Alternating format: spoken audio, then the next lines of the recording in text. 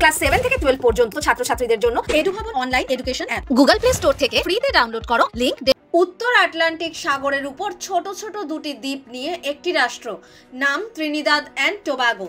দক্ষিণ আমেরিকা মহাদেশের এই দেশেই বৃহস্পতিবার গিয়েছেন নরেন্দ্র মোদী। আর এই সফরে তার মুখে বারবার আসছে বিহার প্রসঙ্গ।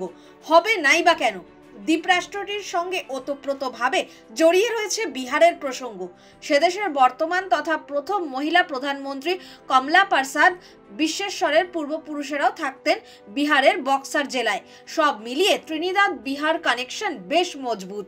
এই আবহে সেদেশে বসবাসকারী ভারতীয় বংশোদ্ভূতদের সঙ্গে আলাপচারিতায় বিহারের নানা জিনিসের প্রশংসা শোনা গিয়েছে মোদির গলায়।